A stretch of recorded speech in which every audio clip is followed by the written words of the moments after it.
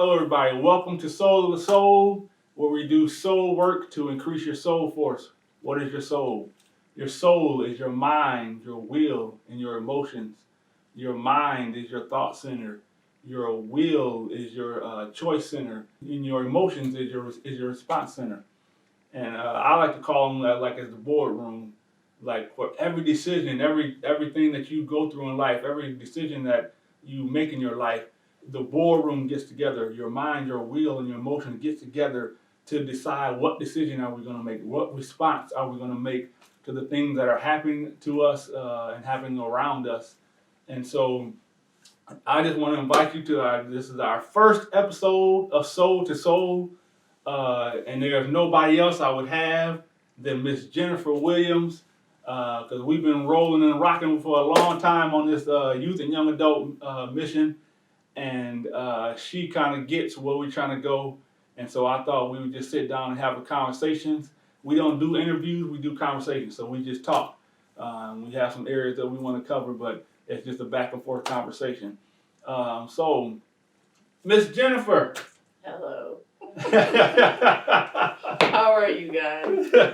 Oh man, so Miss Jennifer, can you tell us a little something about yourself? Just tell us who's Miss Jennifer. Well. Oh wait, I should say who is Jennifer, because I just now in the last year, we've been doing this for what, like 12 years now. I just now got her comfortable with hearing people say Miss Jennifer. So everybody say Miss Jennifer. Well, I am 40 years old, and I live in Fort Huron, Michigan. I was born and raised here. I have 4 kids. I like to dance. Well, it's more like not dance. I like to develop and create dances. You know, I'm not too much of a dancer per se, but I can see the vision in the dance that I want. I don't know. I'm just me, I guess. Right. Kind of quiet. You know, the church can kind of pull me out my shell where I talk a little bit more now. Right. So the church pulled you out. So how did you get to the church? Which church are we talking about? RC3, right? Yes. So how did you even get here? I got here by my kids. My kids, it started out where they were coming for dance with Miss Wanda, and like some parents be like, you want to go somewhere for an hour and a half? Yep, go, just go. Gave me a little time to breathe, do whatever I wanted to. I would go pick them up, and then it started out with me actually coming and watching what they were doing, and then coming on Sundays, and then I wouldn't really want to come to church too much, so I would just come, watch them dance, and then leave. But then I started staying, and then I developed a relationship with everybody in the church. And Miss Wanda had asked me to help her with something, and I stayed throughout the whole dance practice. And then after that, it was like I just kept coming, and I kept coming.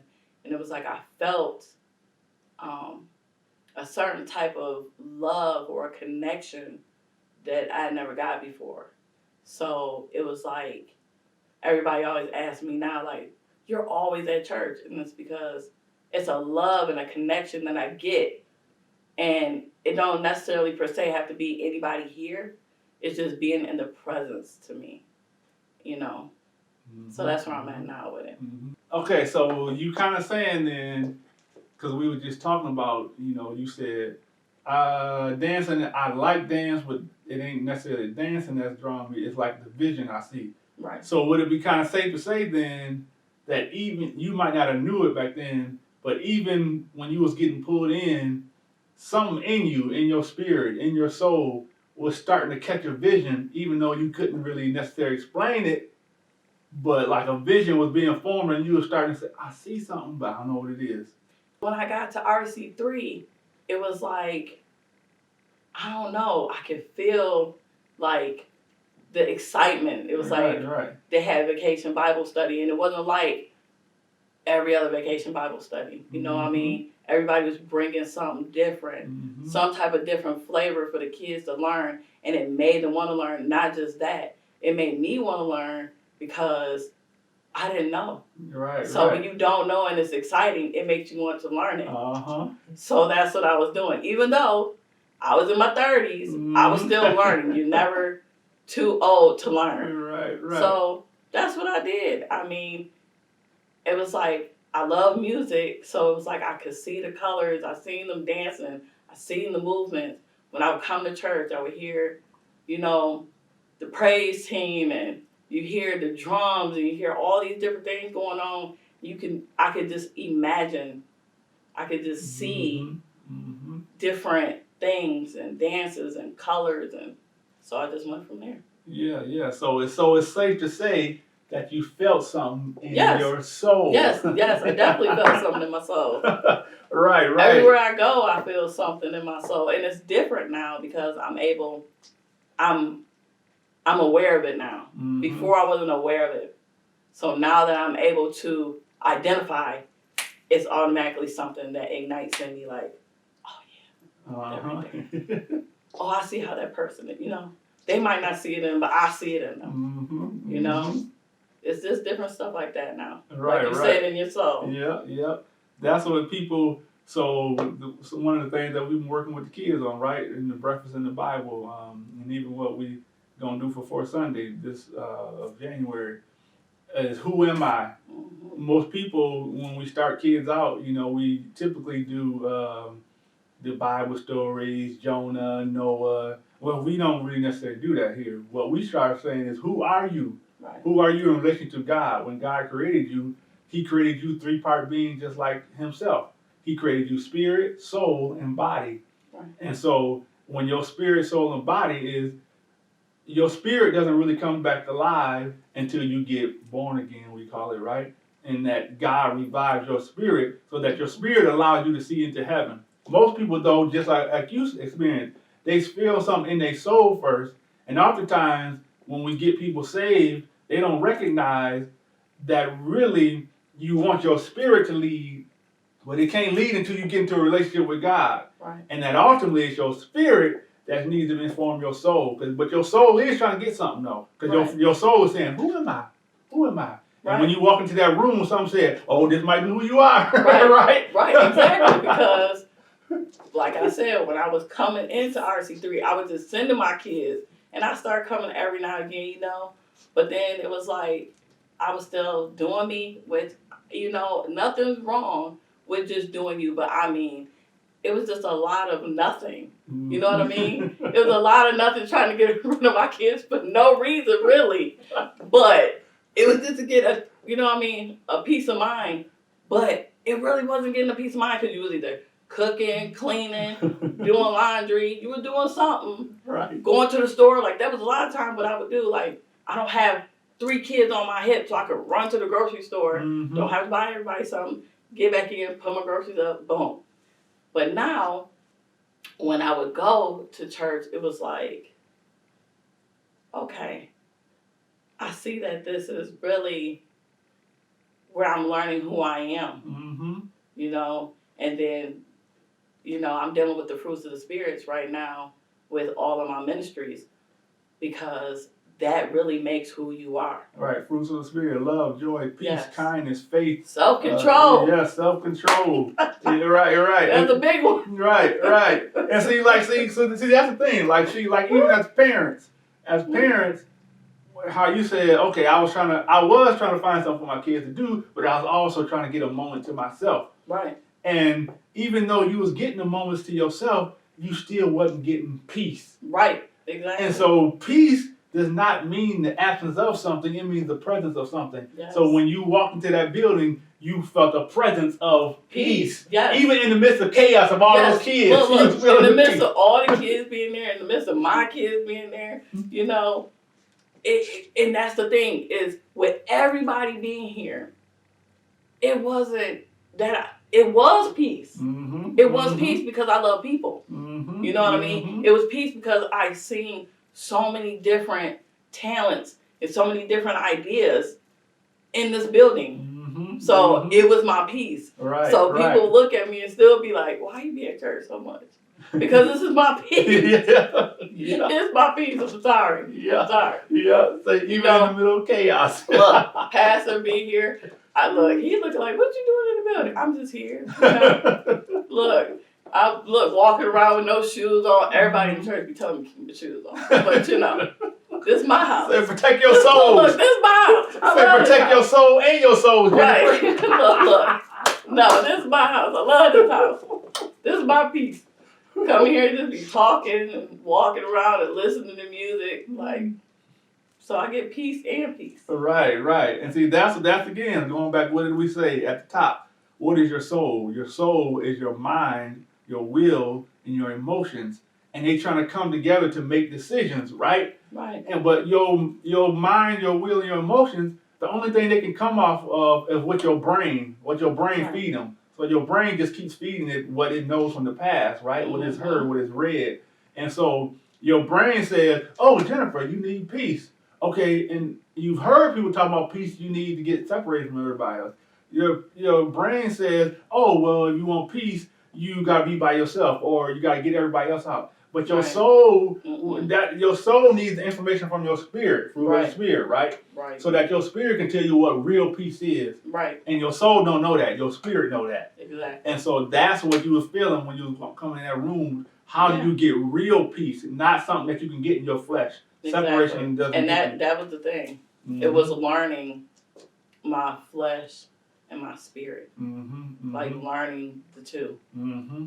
And I'm still learning the two. Right. I haven't got it down packed at all. Right. But I'm learning. Right. None of us do. Right. I'm baby stepping it, but I'm getting there. Right. And that's what we go off of. Until you give your life to God, what you go off is your flesh, your brain, because your brain is your flesh, and your body, how you feel, like what feels good to you. And so your brain says, oh, that felt good, so maybe we can try to reach. No, that ain't it. It don't work the same. Right. It don't even feel the same. Right. It don't. I'm so serious, because it be so my flesh be like, yeah, back then, or like it could have been a few weeks ago. I'm like, no, that ain't it no more. Right. Because it was at that time I felt like, because I didn't know, my flesh was like, yeah, this is what you want. But then in my heart and in my soul and in my spirit, it was like, no, it ain't. Right. Quit lying to yourself, Jennifer. This is not what you want. Right. So you know what? Then I had to say, you know what? You're right. And even though it takes more work, it takes way more work.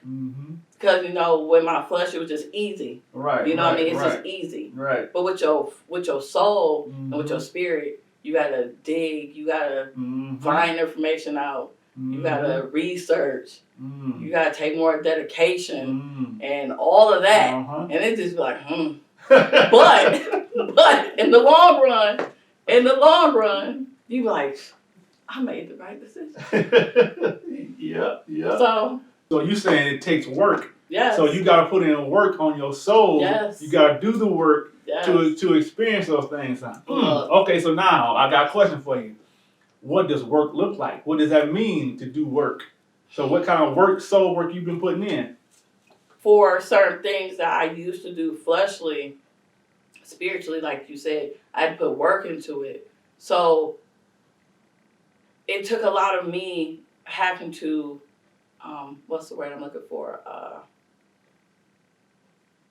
Set boundaries and rules for myself. So that way, my flesh, that was instant, but the soul and my mind, it took a little more work. So I had to be a little more on top of myself and routines and stuff like that. So that's how I would look at the two. You know what I mean? Right. It was more, you have to put yourself on a program. But even when you put yourself on a program, it seemed like a lot of work. It's just like, for instance, I go through a lot of depression areas where sometimes I just be like, And then there's other times where I'm like, okay, Jennifer, you got to fight. You got to get up. You got to get yourself together. You got to get in the shower. You got to brush your hair. You know what I mean? You got to put yourself together. Right. Because your spirit and your heart and your soul is gonna feel better. Mm-hmm. And when you put yourself there, you're able to think better. Right, right. You know what I mean? You're able to make rational decisions instead of just being like, I don't care. And I'm just gonna let the depression win and just lay there, and it'd be like the instant, like you don't put nothing, no work, no dedication, no nothing into it. But like I said, you know, being that after building myself up and coming to church a lot more, and not even just church, it's a lot of just building myself, the spirit. The church helped me, and then the kids in the community helped me because that's what I have a passion for. So it's like, okay, Jennifer, you know why you getting up, not just for you, you getting up for them kids in the community, not just your kids. You know, my kids, you know, sometimes when they were growing up, they used to be like, Mom, we hate that you want to always be in the community like this because we don't feel like we got no time to you. And I'll be like, what are you talking about? Y'all with me all the time now. They say, no, it's not the same. Everybody got you now. You know, the community, what is it called, the school board, they call me CM, which is community mom. And the kids like, you see, they call you community mom. Everybody call you mom. You know, but as they got older, they got to understand that this was what was meant for me. This is who I am. This is my passion. This is my love. This is what God made, He intended for me to do. So then they kind of step back a little, you know what I mean? Then you know, they're getting older now, so they're like, yeah, okay. She's been doing this. We used to it. Now Cece looking like, but you know, Cece a little more giving because she's almost like the only kid now. So she like having all the kids and everything else. So it's a lot easier on that aspect. But, you know, it took a lot of time. Right. A lot of soul work. And that's a lot of soul work. And it's not just in my soul. It's building in these kids' souls. It's like letting them know that I'm there for them and I'm not going to abandon or leave them. You know, when you put that much love and dedication into them and you stay consistent, that's the thing. You got to stay consistent. Because when they don't feel that consistency, they start to, you know what I mean? And then even when you got to draw back, you got to let them know and let them know that you're not just stepping all the way away. You know, there's going to be times, but to know that, like I tell my God kids all the time, I barely talk to them. I barely see them. But they know if they really need me, call me. Right. You know? I try not to be so busy, but sometimes I look at my life and be like, man, I am busy. You know, even having a daughter that has brain cancer is still a lot. You know what I mean? But I love it. Right. And that's really what we're trying to get people to see. Well, why are we even doing this? Why are we doing soul to soul? Because what people often think, or in the church we talk about, just pray about it and just, you know, just go to church and worship God and everything will be all right. Well, going to church and worship God is good for your spirit, but it ain't necessarily good for you. It ain't necessarily helping your soul. Your soul, you got to do the work to understand why your spirit is so peaceful and so full of love, and so that you can transfer that what you're getting in your spirit to your soul. So that you can put in that boardroom what love really is, what peace really is. And so, but some of that though, you got to move beyond prayer and get somebody to help you with your mind. How do you think? Why your mind keep going back to these things that happen to you? You know, your will. Why is your will so low that you can't get out of the bed? You know, you're depressed. And your emotions are all over the place. Why is that? And oftentimes you need help with that. Therapy is good. Counseling is good because it gives people helping you to go through those things. I've been through all of it. Right. I've been through all of it. I've been counseling. I've been to therapies. I took medicine. But you know, sometimes it just be like, I don't know. It's like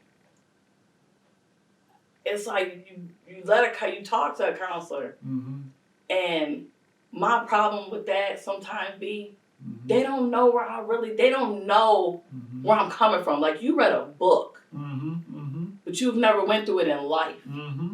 And that be my problem sometimes, because Right. you can tell me anything out of a book, Mm-hmm. but until you experience it and you're able to tell me from your soul Right. how you really feel about a situation that Mhm. happened like that, Mm-hmm. we can't really relate on that subject. Right, right. And so then you can say then counseling and therapy, because the Bible talks about seek wise counsel, right? It doesn't always have to be going to a psychologist or Right. or somebody sitting at their desk Mm-hmm. to help you talk. It can just be also just talking to Okay. people Yes. who Yes. feel what you feel. Yes, and right? that is look. Sometimes I feel like that's the best, Mm-hmm. because they can relate and you can talk, and it's not just like I talking and wait for you to say something. It's like everybody, like when you talk about something, everybody know, you like, hey. Like, that's how it be when Right. you with some people that has experienced what you experienced. Mm-hmm. Mm-hmm. So, like, for instance,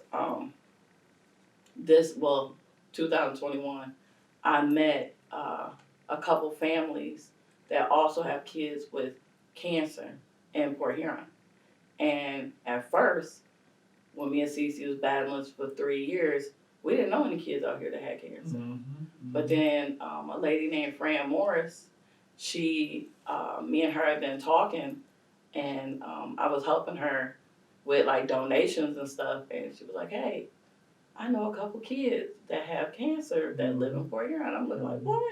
So we met, and now me and their parents have relationships, Mm-hmm. and we call each other late at night or call each other when we get different MRI appointments or therapy appointments or whatever, and it's something that I know that they know what I'm going through.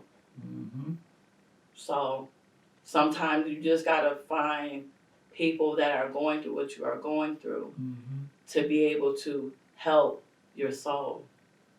You know what I mean? That's good. It'll actually help. Mm-hmm. It'll help your soul and lift up your spirit at the same time, Mm-hmm. because you know that you're not the only one going through it. Mm-hmm. You know what I mean? You know you're not the only one going through it, but there's people around you close enough that you can see down the street or you can meet up for coffee or whatever that are going through the same things you're going through. Mm-hmm. And it's not, a counselor or, Right, what I mean? Ain't nothing wrong with them, because I've learned a lot from my counselor. Mm-hmm. They taught me a whole lot about myself, Right. because it was different steps, different things that they brought in perspective about how I could look at myself and how to build myself up. Mm-hmm. But for like certain situations that were going on in my life, I needed to be able to have someone else that could identify and relate to what I was saying. Mm-hmm. Yeah, that's good.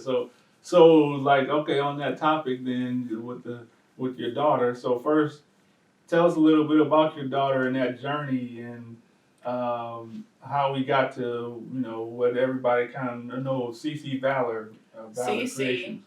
her name is Cavonna, but we call her CC. She, was like most kids. She was happy, and she is happy. Let me rephrase that. She is happy, but I didn't know that she was dealing with a lot of stuff that I didn't know was happening to her.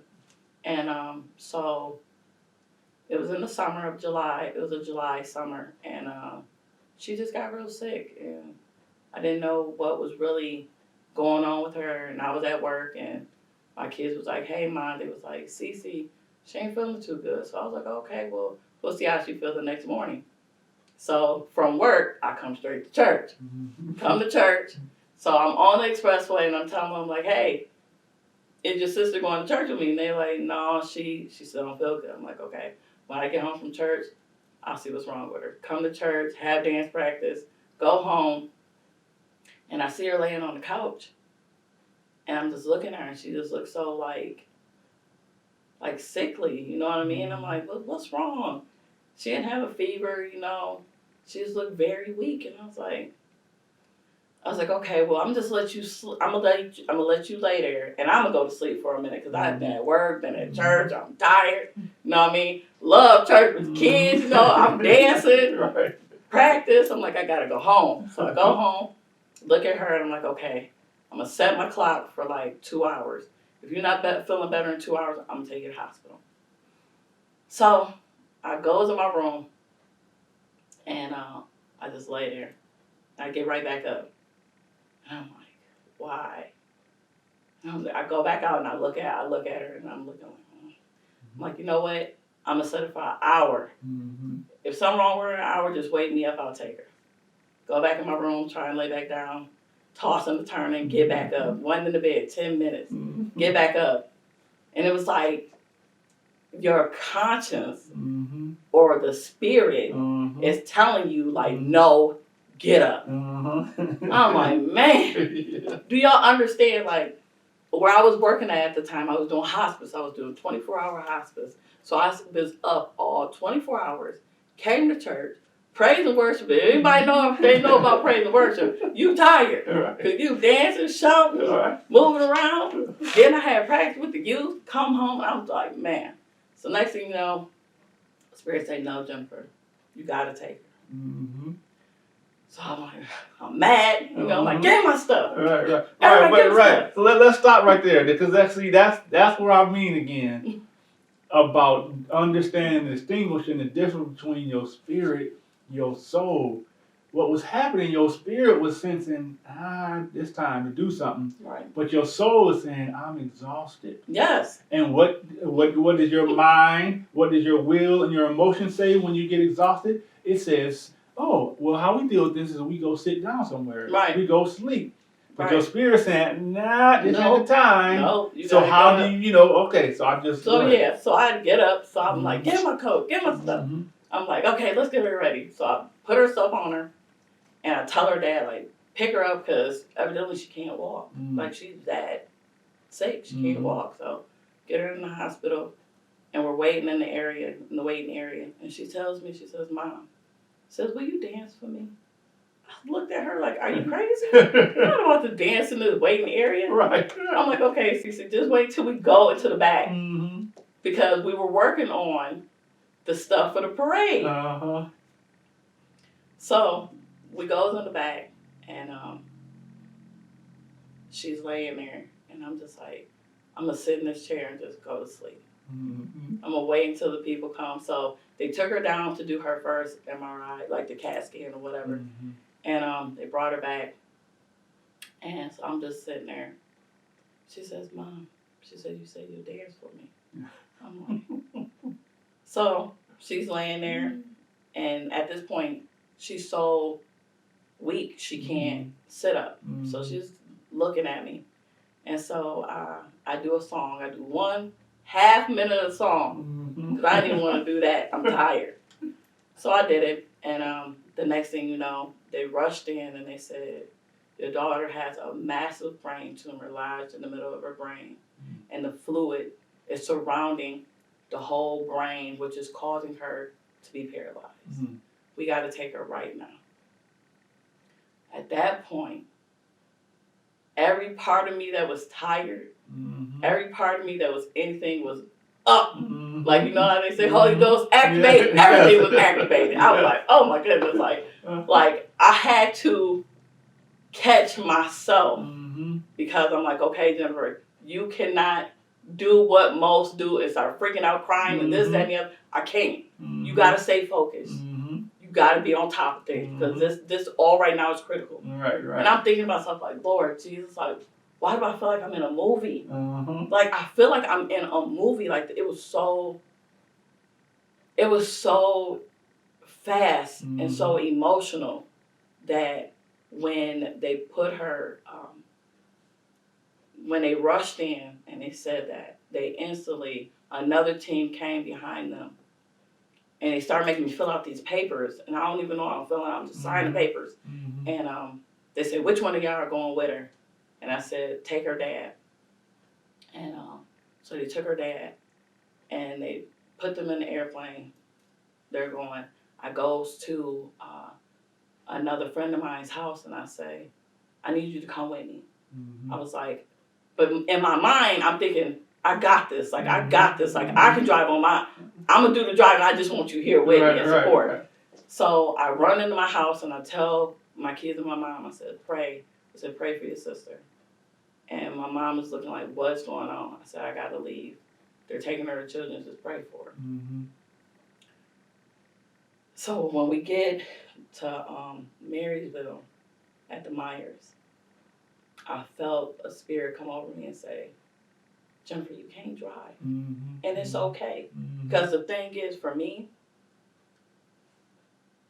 being a single mom, I have to make sure that I do everything. Mm-hmm. And it's okay that I'm learning that it's okay to let people help you. Mm-hmm. But I'm not used to that. Mm-hmm. I'm used to doing everything on my own. Right. So when the person was like, I can get us there, and I'm like, okay. Mm-hmm. So I gets over, we go to Myers, I switch seats, and we get on 94. Mm-hmm. As we're on 94, Mm-hmm. I'm thinking to myself, like, God, what is this? Like, why is this happening right now? Like, it's like I was doing okay. You know what I mean? Like, I had a ripple of different things going on in my life. Mm-hmm. But at this moment, I'm like, why right now? Mm-hmm. But it's got to be a reason. Right. You know what I mean? So I said, okay, we going. And I see, like, from a distance, I see the light flashing. I'm like, that's her. I'm like, God, just cover her. I said, no matter what happens, Mm-hmm. I know that I'm going to be okay. Right. No matter what happens. So we get through there. We're there. And I didn't know where to go in Children's Hospital. It's so big. Mm-hmm. And it's all these signs. I finally find the emergency doors. And as I find the emergency doors, I feel myself, felt like I was about to collapse. Mm-hmm. But I felt something brush, like something pushed me up. Mm-hmm. And I know people say that it sounds crazy. Mm-hmm. And it do when you hear other people say it until it happened to you. Right. Until it happened to you, you're going to feel something different. Uh-huh. When he told me, he said, I got this. Mm-hmm. And I was like, okay. I'll open up them doors. Mm-hmm. I was like, I'm looking for my daughter. We're from Port Huron. They said she's in there. I signed some more papers. They said, we're going to put a tube in her brain to just get the fluid out. Mm-hmm. That didn't work. So then they had to put a shunt in. And they said, when we put the shunt in, we're going to try and get out some of the tumor. And her first surgery was 23 hours long. Mm-hmm. And at that time, I was working. Mm-hmm. And so I had to go back to work. Mm-hmm. And another friend of mine was like, I'll cover your shift. You be there with your daughter. Mm-hmm. I said, I can't. Mm-hmm. God told me that he got this. Mm-hmm. And I have to believe in what he say. Mm-hmm. And that was the first time, because you'd be like, yeah, I believe in God, but it'd be one of those, right. You gotta really test your faith right now. You feel me? Uh-huh. And they say faith is the smallest of mustard seed. Uh-huh. I got glasses on, so I could barely see it. So I was like, okay. I said, okay, God. I had to at that moment. It was like I felt like I was watching John Q. Mm-hmm. You know how some people say, I'll do anything for my kid. Mm-hmm. Would you really? Uh-huh. Like, would you really, like, if I could trade lives with my daughter right now, Mm-hmm. I would take her cancer from her. Mm-hmm. I would. Mm-hmm. When she lost her hair, Mm-hmm. I cut mine off too. Mm-hmm. And so it was like, when he told me that he got this, I had to believe in everything in my might that he had this. Right. So I went to work. Right. Everybody looking at me like I'm crazy.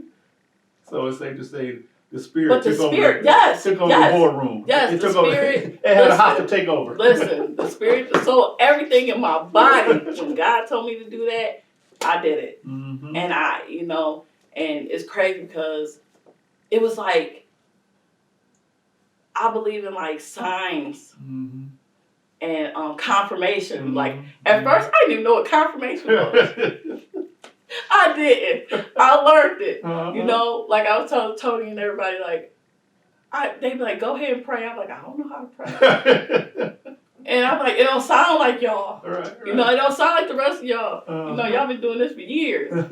And they said, no, you just pray, just whatever's in your heart. Right. And I'm looking like, It's a prayer, Yes. aka talking to God, just talking. yes, That's all just you gonna talk. And I learned that. I Right. learned that my prayer is definitely not the same as theirs. Mm-hmm. But it doesn't mean that he's not listening. Mm-hmm. You know what I mean? Right. And he And listens. just a side note for everybody, when she say it doesn't sound like theirs, I want to get everybody on the same page. What people are doing in church is corporate prayer. So they praying in a way that try to edify and lift up everybody. But when I get home, I ain't praying like that. I'm talking to God. Right. I'm saying, God help, because I don't know what to do. But when I'm in there, I'm trying to encourage everybody. So it's a different prayer. And so don't ever be confused about when you're looking at a pastor or looking at somebody praying at church and say, I can't do that. No, when they get home, they just talking too. Right. No, I see what you're saying. But, you know, for me, it was like, so then she had her surgery. She came out fine. But then it was a thing of she had to be in the hospital for a year. Mm. It was almost a year she was in the hospital. Mm-hmm. And so she couldn't talk, she couldn't walk, she couldn't eat, she couldn't swallow, she couldn't do nothing. She couldn't even sit herself up. And they had these beads. And so every time that you do something, I mean, it could be the smallest thing, wiggle your toes, you know, all that means something. That's a sign. And so she earned all these beads. It was a whole bunch of beads. And she started, one of her things is she has fine motor skills. Mm-hmm. So she has a hard time doing this type of stuff. Mm-hmm. So we put all types of beads in stuff and she has to pick them out. Mm-hmm. So all these beads came from her rehabilitation. And that's where Valor Creation came from. Mm-hmm. CC Valor Creation, it came from, the valor is courageous when fighting in battle. Mm-hmm. She had to be courageous while she was fighting this battle of cancer. Mm-hmm. You're courageous in fighting the battle of depression. You're courageous when you're fighting the battle of anything, tests. Mm-hmm. It could be weight loss. It could be anything that you're going through. You're going to battle and you're going to succeed. Mm-hmm. And that's the valor of it. Mm-hmm. You know what I mean? You have Mhm. valor in that.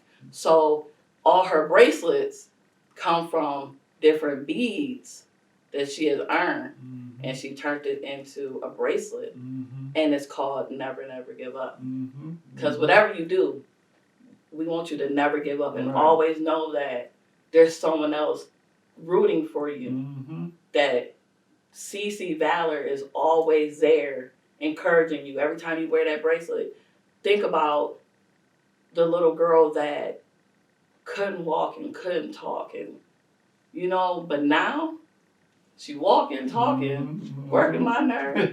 But it's okay though, because I would give anything not to have it, because it was almost took it Mm-hmm. that quick. Right. You know, Right. so Yeah. So see, that's her. about like just going back when you said that you felt something brush and say, "I got this." Right. That was the moment. That was when things like that in your life happen. It's really the moment the spirit says, "Okay, you've reached your limits.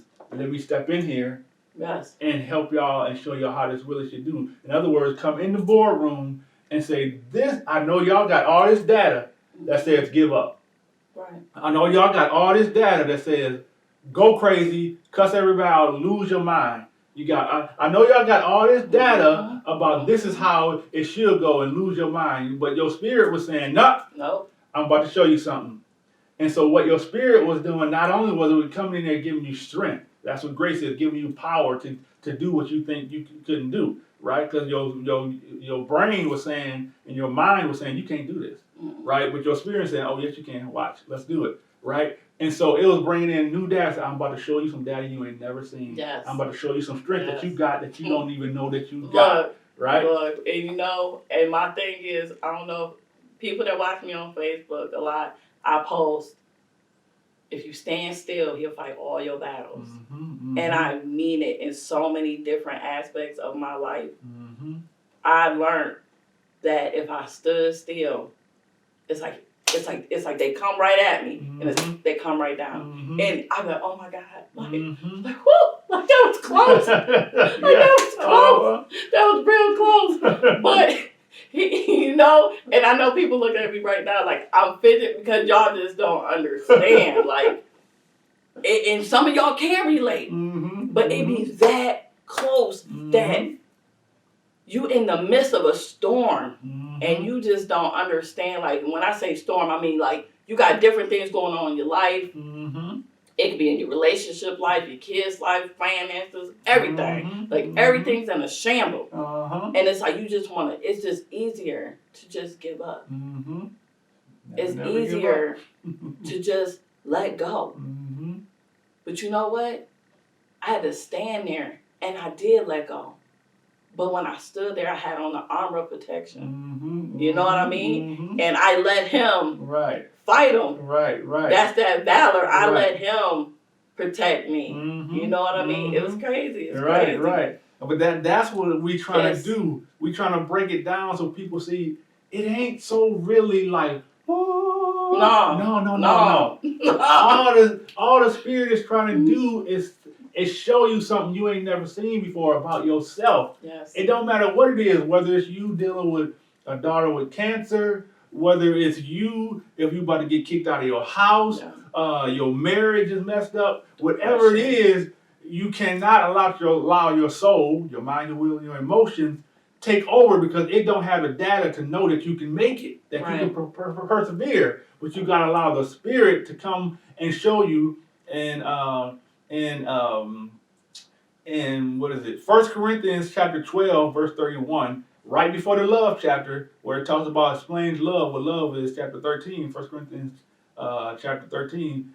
And 12:31, it says, hold up, I'm about to show you a more excellent way. What that means is I'm about to show you something that you don't even know you got. And so that's what happened when you said you walked in that hospital. The Spirit said, oh, I'm about to show you something you ain't even got. Man. And that's what we need to solve these problems.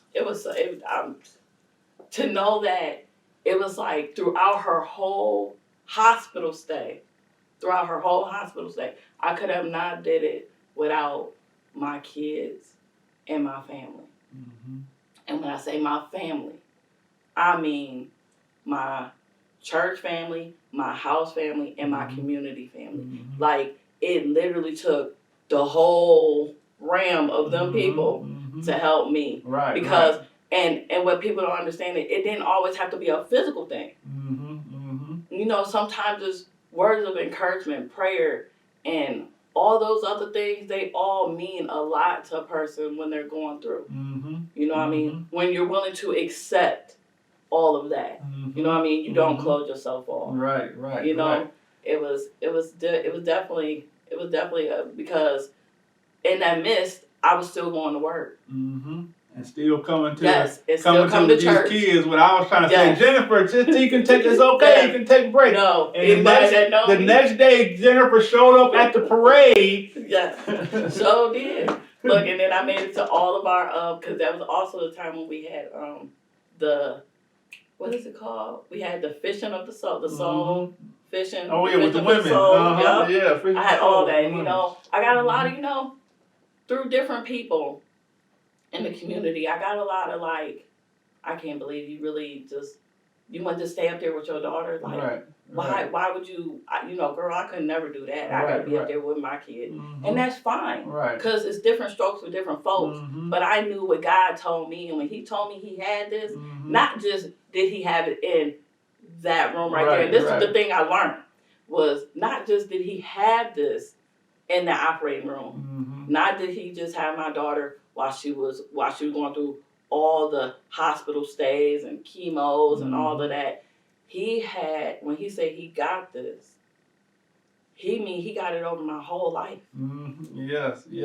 Like He got everything. Like I look at things in a totally different perspective. I was already starting to before this happened to Cece, But it was like, no, I gotta show you because you're not a real believer. Mm-hmm. Like, I was like one of them ones where you come to church and do all the stuff, Right. you still be like, Right. like, you know when people be up there screaming, sounding Right. and I'm looking at crazy. them like, crazy. like, I really be like, but now I catch myself screaming and shouting. And my kids be looking at me like, but they know why I'm screaming and shouting because they went through it too. Yeah.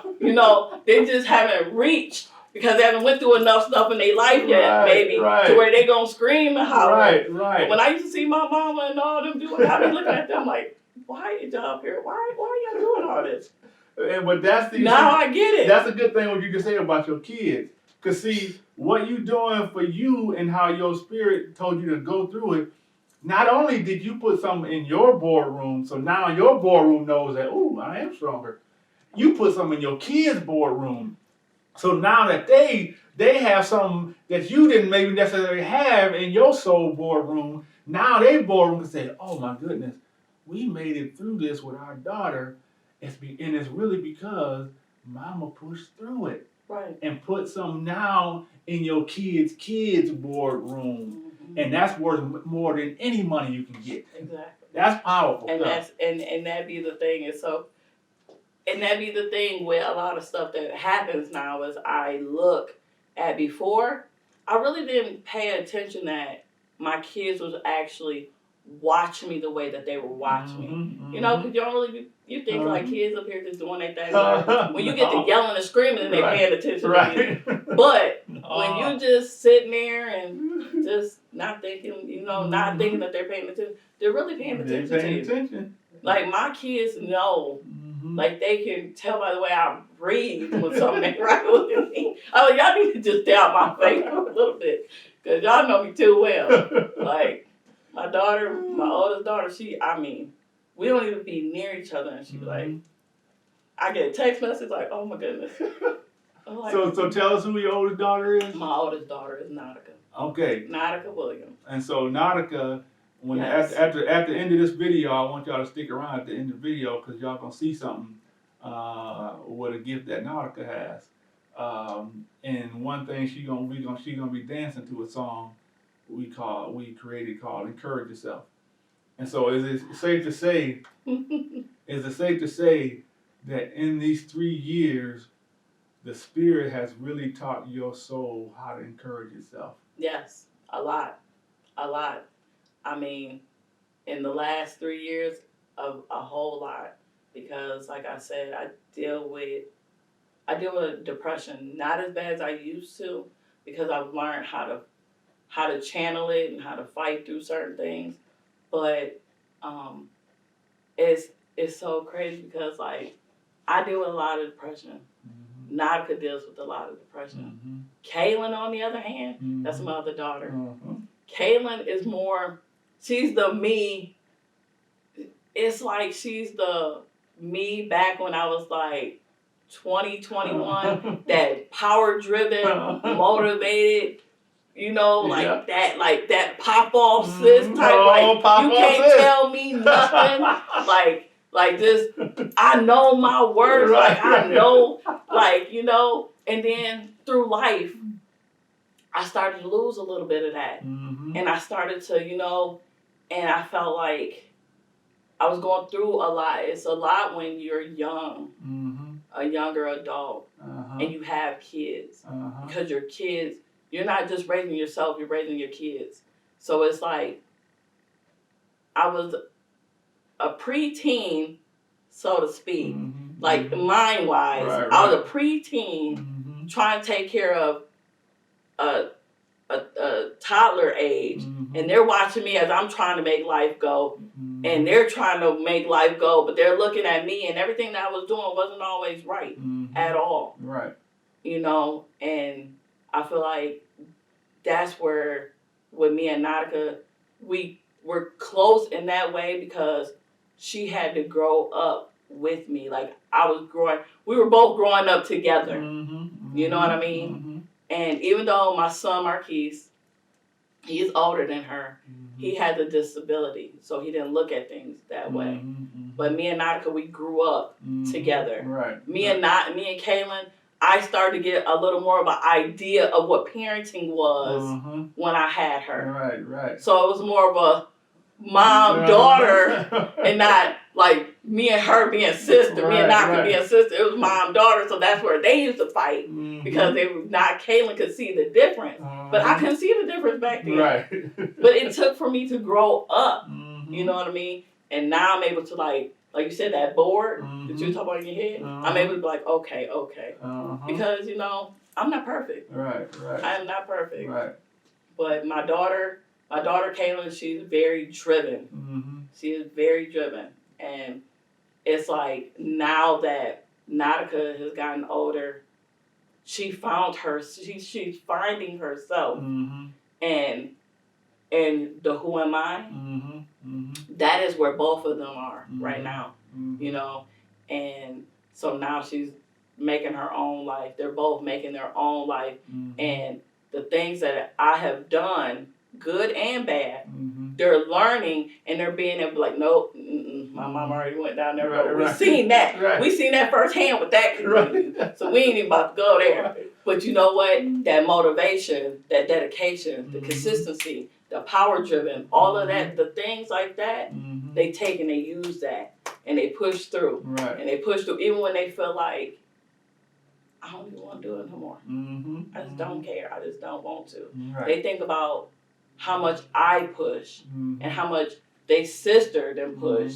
They're like, man, we got this. Right. We got this. Right. We got this because we already know he got us. Right. But we already know that our spirit, where we're at, is already on fire. So we got it. Right. And I'm glad that they have that type of look. You know what I mean? That they have that much confidence in themselves. Right. Because I'm just learning how to have confidence in myself. Like people always say you're always supposed to have a lot of confidence in yourself, but you don't always. You know, like I didn't. Because you ain't got it in the boardroom. Right. Confidence is never put into you as a kid so much, or even sometimes it could not that people ain't necessarily encouraging you. But you gotta get it in you right here. If you don't got it, the boardroom don't got it. Right, and it's not, and like you said, it's not about people not put like your parents or your family not putting in you. It's a thing of consistent. Because they can tell you every now and again. Right. You know what I mean? Right. Like I said this year, I'm not gonna, because I always tell people, action speaks louder than words. I'm always a big thing of that. But so I always show my kids I love them, but I never tell them I love them. Right. So now I got to start putting in the words because everybody know me. I don't like to talk a lot. Right. I can't tell right now because I'm on here. But I had to learn how to talk because I was very silent. I'm just observing. Right. I just stay quiet. But now I'm learning how to talk. Right. And it's it's the church. It's the church that taught me. Yeah. Yes. You are learning that other part of you, that pop off sis. Yes. Right? Because it's almost like the alter ego, right? Yes, that's exactly. Now, it wasn't that you didn't have the pop off sis before you got here, but pop off sis before was just like, don't get in my face. Right. What? You ready? Right. But now pop off sis. Right. It's about handling yourself better. It's about becoming that woman that you know who you want to be, and you're working and you're striving to be her. You know, it's about a lot of willpower, about a lot of motivation and speaking life into yourself.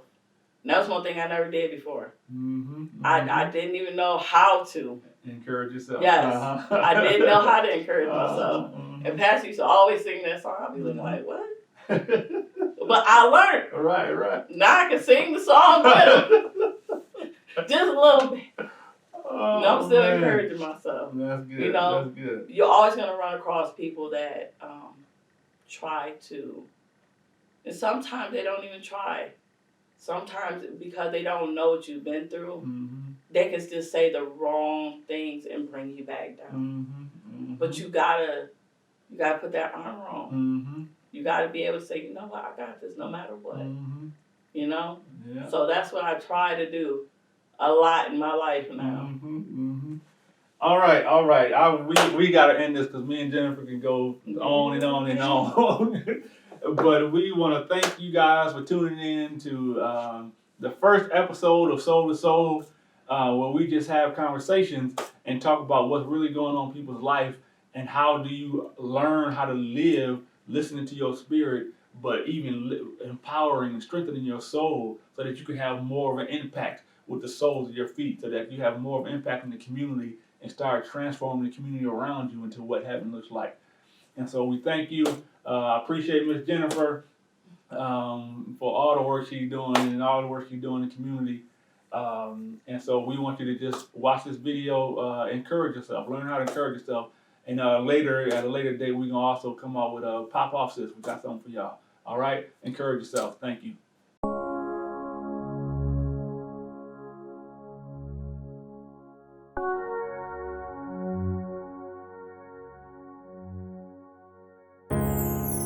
I have to find a way to tell you that I'm proud of you.